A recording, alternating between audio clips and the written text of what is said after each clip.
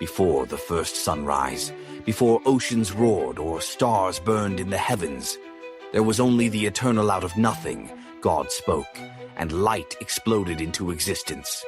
But from that same beginning came rebellion, a flood, a tower, and a covenant that would change the destiny of the world forever.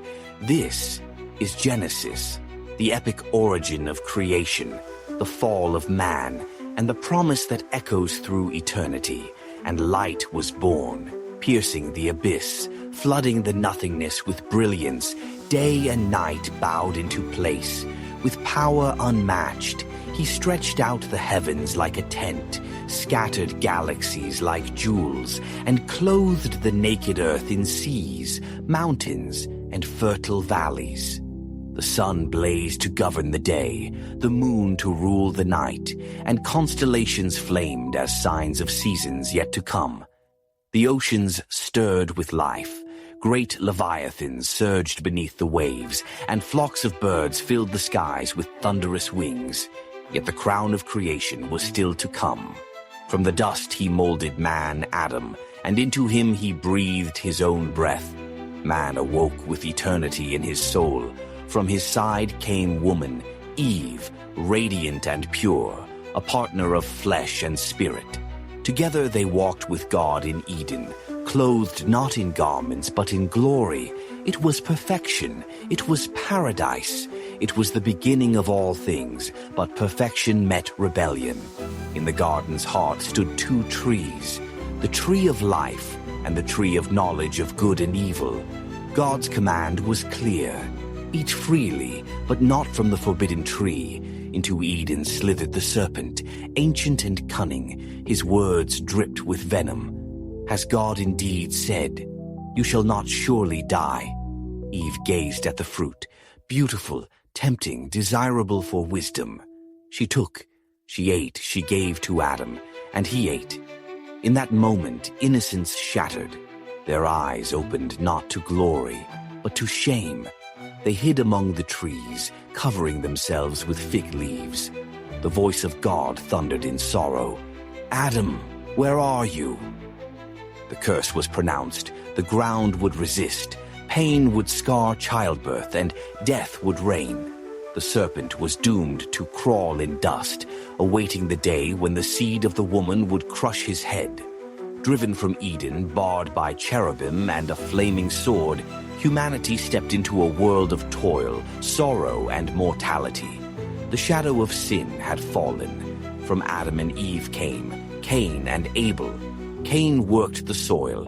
Abel tended flocks. Both brought offerings, but God accepted Abel's for its faith and purity. Cain's heart burned with rage. In the field, envy overcame him, and brother rose against brother. Abel fell, his blood crying from the ground. "Where is your brother?" asked the Lord. Cain's bitter reply. "Am I my brother's keeper?" Cursed, marked, and exiled, Cain became a wanderer. The first murder echoed through history as a testament to the corruption of the human heart.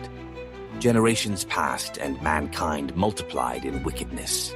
Giants walked the earth, violence filled every corner, and every thought of man's heart was evil continually.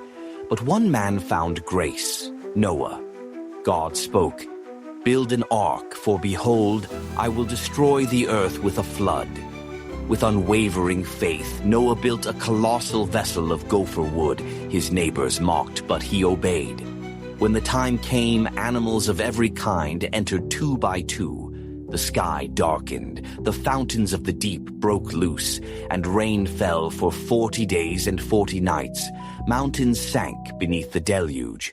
Humanity perished in judgment, except Noah, his family, and those aboard the ark. After many months, the ark came to rest on Mount Ararat. Noah released a dove. It returned with an olive leaf. Hope reborn. When they stepped upon dry ground, God set a rainbow in the clouds, a covenant of mercy. Never again would he destroy all life by flood. The survivors multiplied, speaking one language. With pride, they declared, "Let us build a city and a tower whose top reaches the heavens." Let us make a name for ourselves. The Tower of Babel rose as a monument of arrogance, but God descended, confounding their tongues. Confusion erupted, languages split, nations scattered across the earth. Pride had divided them, and unity was lost. Out of Ur of the Chaldeans, God called a man, Abram. Leave your country, your people, your father's house, and go to the land I will show you. I will bless you, and through you all nations shall be blessed. Abram obeyed, wandering into Canaan. A pilgrim with a promise, God made a covenant. His descendants would be as countless as the stars, though he and his wife Sarah were old and barren. Sarah laughed at the promise, but laughter would turn to joy. At last, Isaac was born, the son of promise. Yet God tested Abraham. Take your son, your only son Isaac, and offer him as a sacrifice. With faith greater than fear, Abraham obeyed. At the mount, as his hand rose with the knife, heaven's voice called, "Do not lay your hand on the boy." A ram appeared in the thicket, offered in Isaac's place. The covenant was sealed. Faith had triumphed. Isaac grew and married Rebekah. She bore twins, Esau the hunter, and Jacob the quiet one. Though Esau was firstborn, Jacob desired the blessing.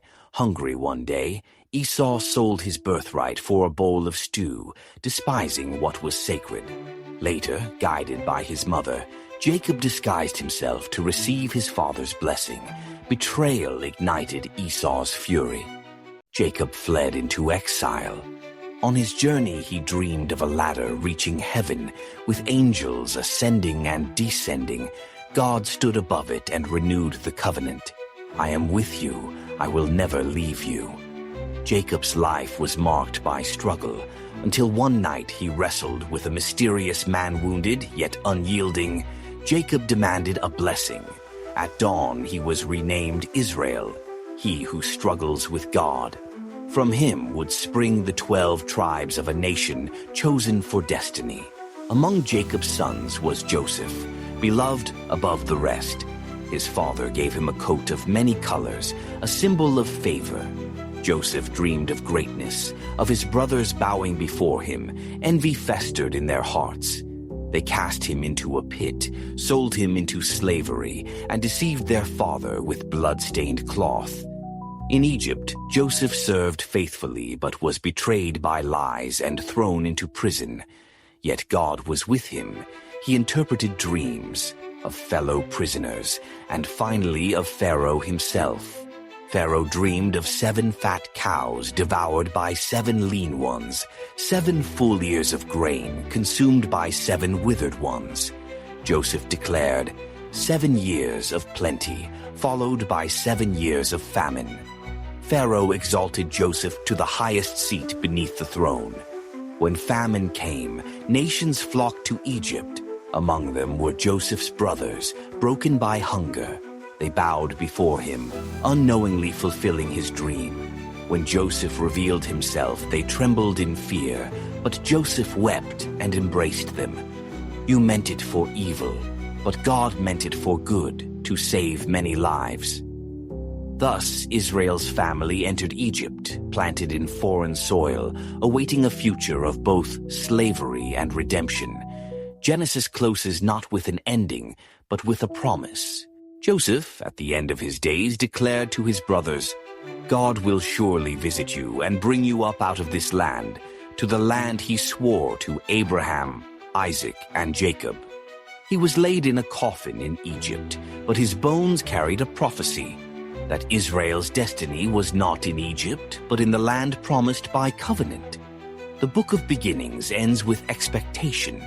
The story of creation, fall, judgment, and covenant leaves the stage set for Exodus, for plagues and deliverance, for the rise of a nation, for the coming of the promised seed who would crush the serpent's head. Genesis is more than the first book of the Bible. It is the seed of all history, the fountain of every promise, the clash of sin and grace. It begins with creation and ends with a coffin. but hidden in its pages is the whisper of salvation yet to come. From Eden to Egypt, Genesis is not just a beginning. It is the epic prelude to eternity.